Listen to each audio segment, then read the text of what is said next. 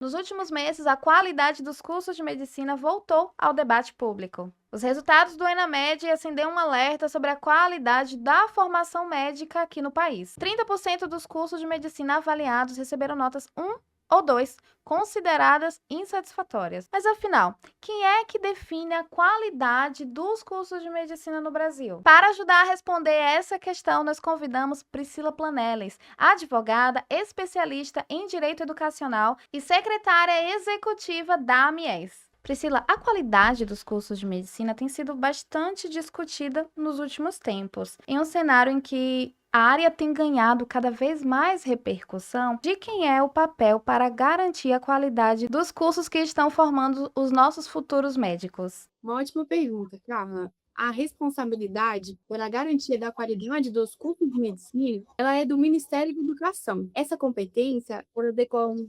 diretamente da Constituição, da Lei de Diretrizes e Bases da Educação Nacional e do conjunto normativo que a gente tem estabelecido hoje.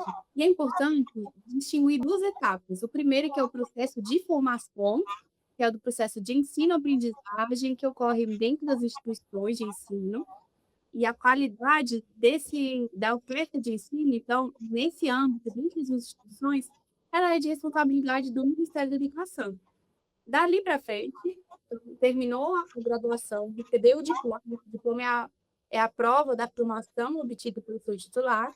Dali para frente, quando ele vai exercer a profissão, a competência para fiscalizar a parte ética ou profissional do exercício da medicina, ela compete aos conselhos profissionais.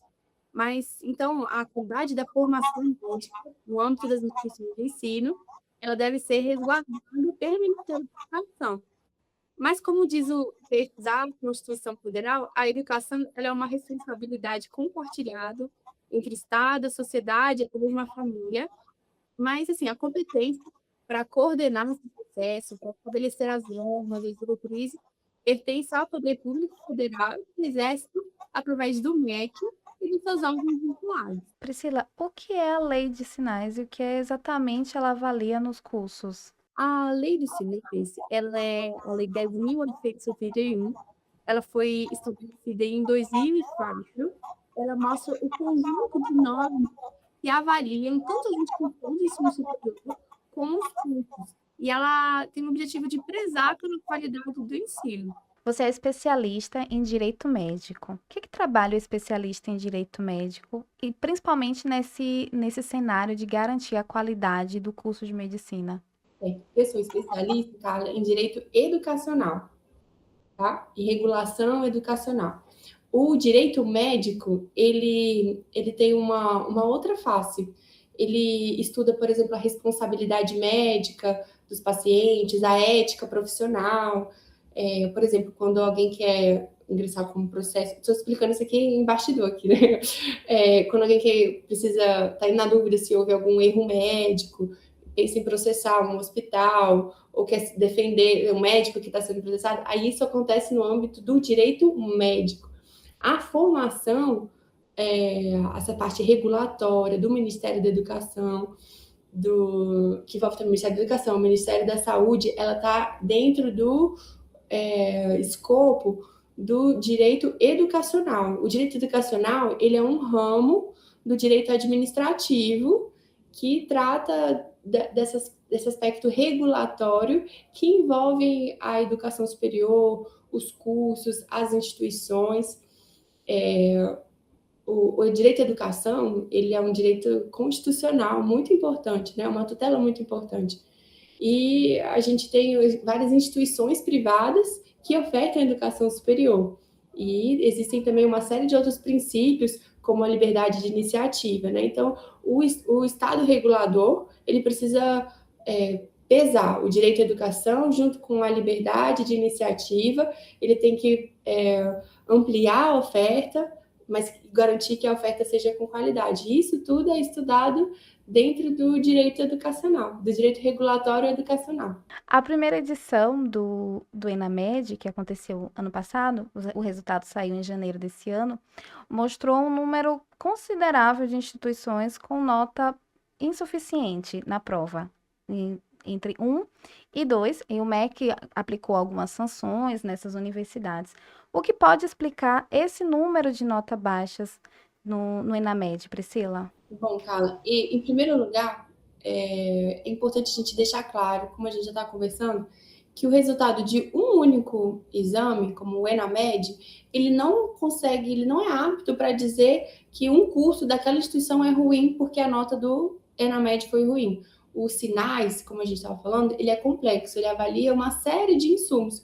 O ENAMED avalia uma coisa só, é o desempenho dos alunos de medicina. E esse resultado do ENAMED, e o ENAMED ele é uma modalidade diferente, nova, específica para a medicina do ENAD. O ENAD que já é antigo e bem consolidado, né?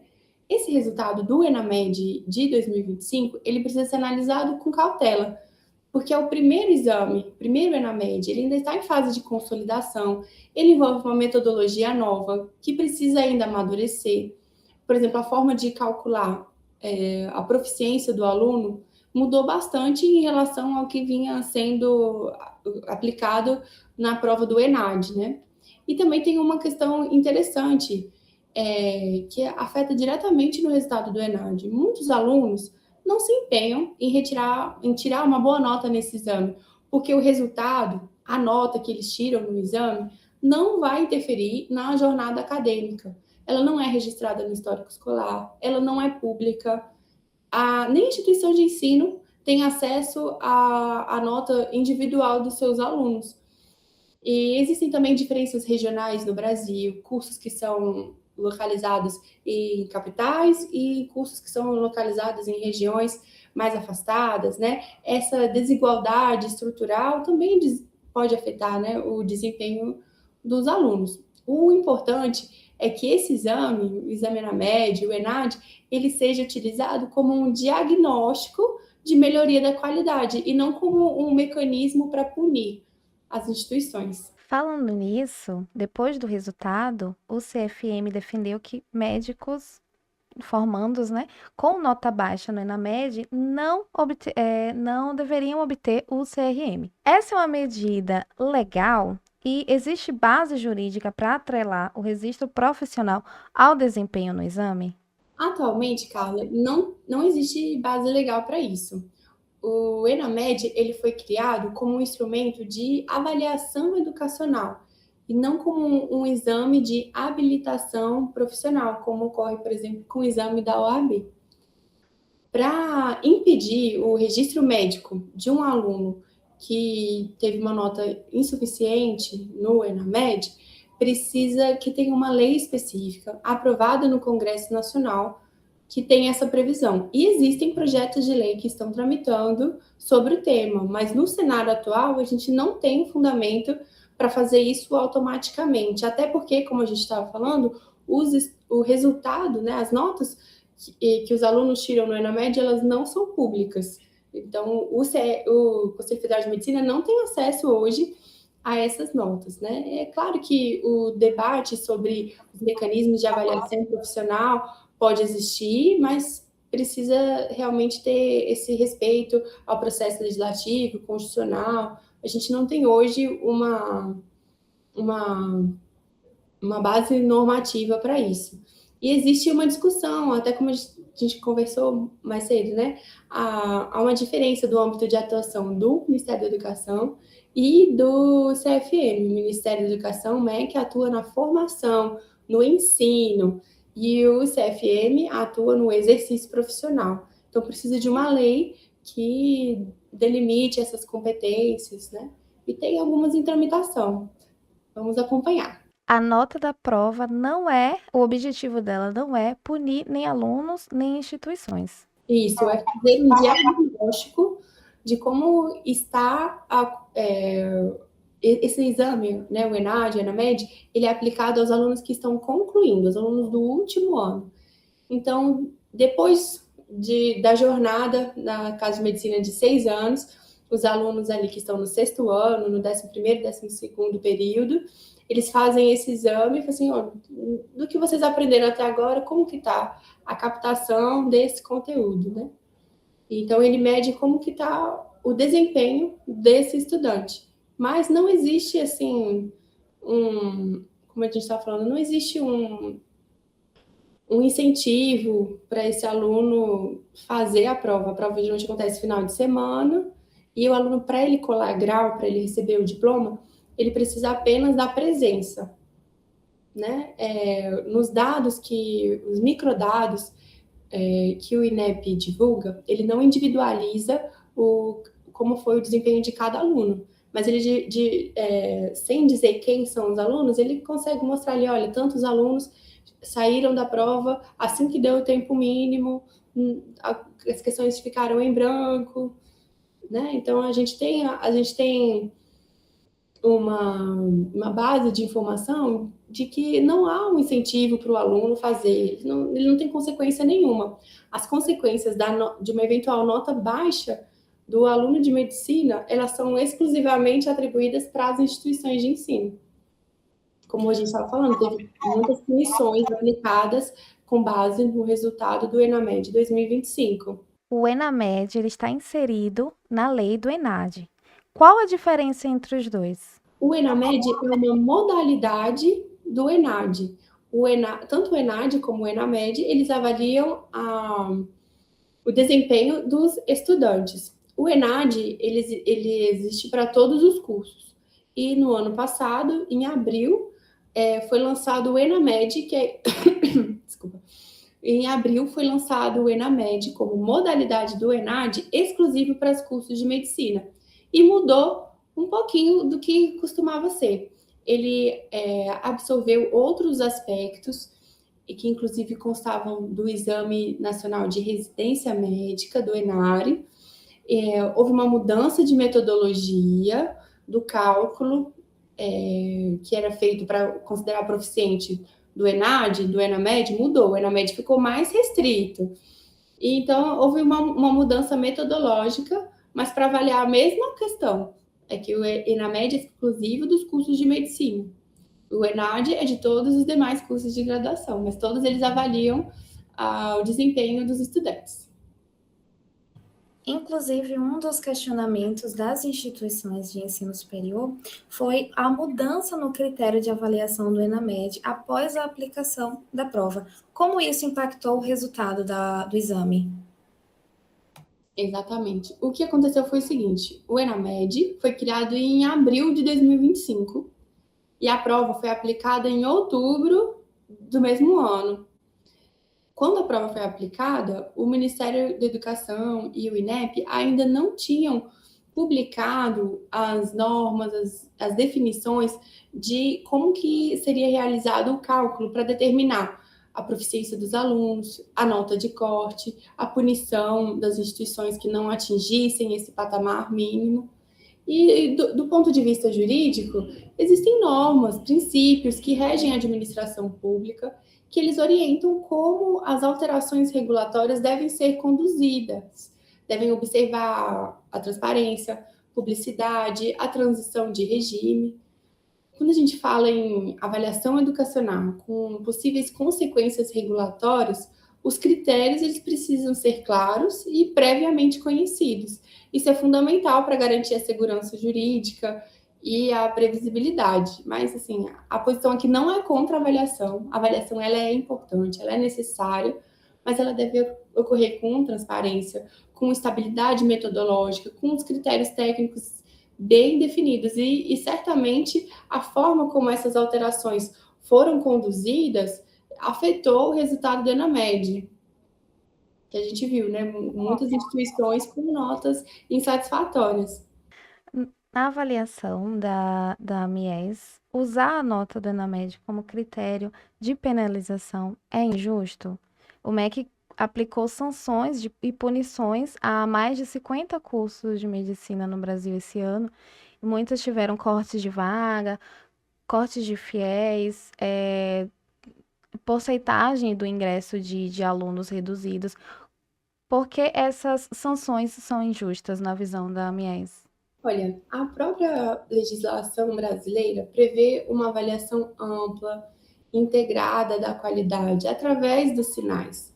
A gente tem instituições que, na avaliação que aconteceu in loco por médicos especialistas que foram até as instituições, designados pelo INEP, que avaliaram infraestrutura, corpo docente, projeto pedagógico, laboratórios e salas de aula, e elas tiraram nota 5, nota máxima. E no ENAMED tiraram uma nota 2, nota insatisfatória. Isso quer dizer o quê? O curso tem qualidade ou não tem? A qualidade, como a gente tem conversado aqui, ela é obtida através de um conjunto de indicadores. O ENAMED, ele não pode ser considerado isoladamente para avaliar a qualidade de um curso de medicina, né? de um curso superior. O Sinais ele foi criado exatamente para evitar decisões de punições, de ampliações de vagas, decisões regulatórias e de supervisão que fossem baseadas num único indicador isolado, né? E além disso, a proporcionalidade é um princípio essencial para a atividade regulatória, né? As medidas que eles chamam de medidas cautelares, que foram as punições aplicadas, elas têm que observar o histórico da instituição, o contraditório, ampla defesa.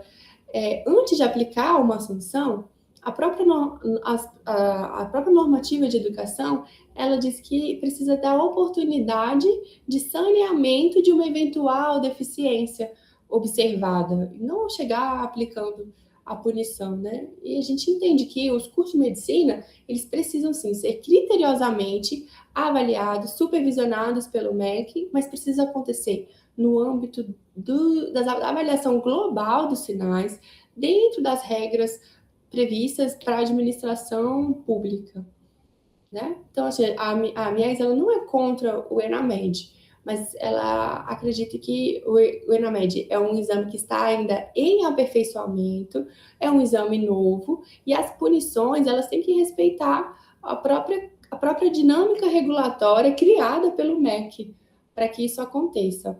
Qual deveria ter sido, na verdade, o papel do MEC após esse resultado? O que o MEC deveria ter feito ao invés de só punir as instituições? Bom, e dentre as punições que foram aplicadas no ENAMED, a gente teve a redução de vagas e a suspensão de contratos de FIES e de ProUni, né? Que foi aplicado nas instituições que o ENAMED teve o conceito considerado insatisfatório, 1 e 2. Em grande medida, essas punições, elas não atacam diretamente o problema. Por exemplo, essas punições de reduzir vagas, cortar FIES, cortar ProUni, não existe um estudo que a baixa proficiência dos alunos está associada ao número de vagas que é ofertado pela instituição? Foi feito um estudo de qual é a medida que pode ser adotada pela IES ou pelo poder público para aumentar a proficiência do estudante de medicina? E essa análise ela tem que ser feita caso a caso. O que o MEC fez? Ele pegou várias instituições, colocou numa única portaria e aplicou a penalidade de todo mundo junto. Não houve uma análise caso a caso. Uma instituição, por exemplo, instituição de ensino superior, ela pode, para melhorar a sua proficiência de aluno, ela pode precisar de um corpo docente mais qualificado. Uma outra instituição, ela pode precisar ampliar o seu laboratório, investir na biblioteca. E essas mudanças, elas devem ser feitas, precisam ser feitas quando necessário para melhorar a qualidade do curso. Mas reduzir a vaga, inclusive, quando eu reduzo a vaga, eu reduzo o faturamento da instituição, que poderia ter usado esse recurso exatamente para efetuar essas medidas, né? Uma outra medida que poderia ser adotado é o MEC tornar pública a nota do ENAMED, individualizando o aluno. Essa nota, ela criaria, assim, uma vez que fosse pública, né, uma repercussão acadêmica para o aluno. Aí o aluno tende a se esforçar muito mais, porque a sua nota vai ser divulgada. Além disso, a nota pública viabiliza que a própria instituição faça, opa, o aluno que tirar nota baixa no ENAMED, eu vou precisar aqui ter um mecanismo de reforço antes que ele receba o diploma, por exemplo, né?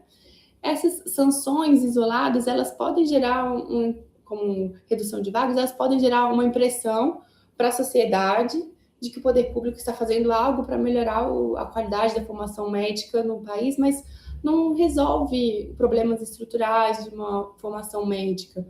A regulação, ela precisa ser individualizada, né? O acompanhamento, ele precisa ser individualizado. A gente precisa de regulação, supervisão e desenvolvimento de políticas que melhorem as instituições de forma contínua, né? Sempre numa perspectiva individualizada que considere as circunstâncias e as peculiaridades de cada curso. Até porque, Priscila, o problema não é ter muito médico. A gente tem áreas aqui no Brasil que estão carentes de médicos. Só não há essa distribuição, ou seja, cortar o ingresso de alunos nos cursos de medicina futuramente pode vir a acarretar num problema para a própria população, que vai ficar sem médico. Vai continuar sem médico, na verdade.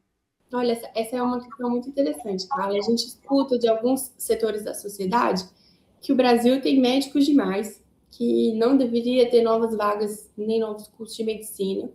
E, de outro lado, a gente percebe uma escassez de médico, principalmente nas regiões mais afastadas, mais vulneráveis. E a gente percebe uma escassez de médicos especialistas, anestesistas, cardiologistas, pediatras, ginecologistas. A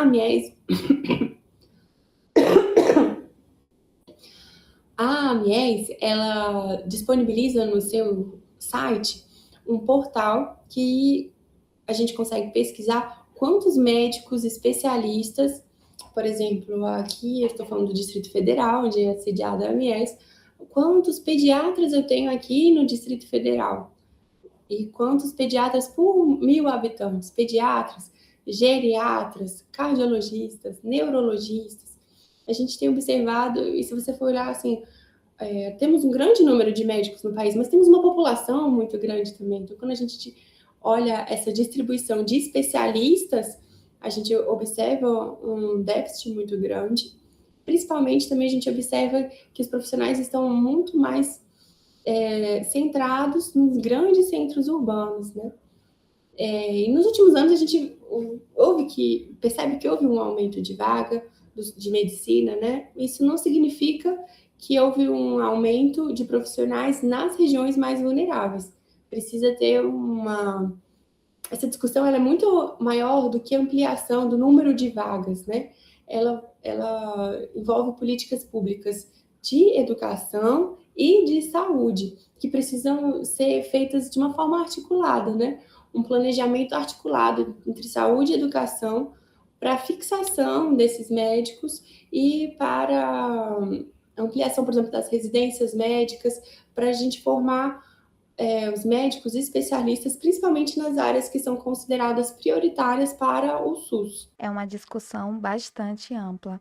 Priscila, a gente já está se encaminhando ao final, eu queria que você trouxesse um pouco sobre qual a atuação da Associação dos Mantenedores Independentes Educadores do Ensino Superior, a AMIES, na garantia da qualidade das instituições a qual ela atende atualmente. Muito obrigada.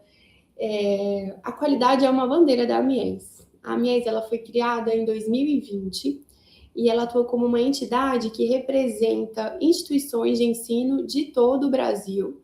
Algumas delas ofertam medicina, outras não, mas a nossa abordagem é em defesa da qualidade do ensino superior. E o objetivo é que a gente tenha cada vez mais diálogo, um diálogo permanente entre instituições associadas, instituições de excelência e o poder público, para construir, para desenvolver políticas públicas e também atuamos na orientação regulatória das nossas instituições de ensino, para que elas se adequem às normas do Ministério da Educação, que mudam bastante. Então, quando surgiu o ENAMED, a gente fez um guia para as nossas instituições associadas de quais são as mudanças, né?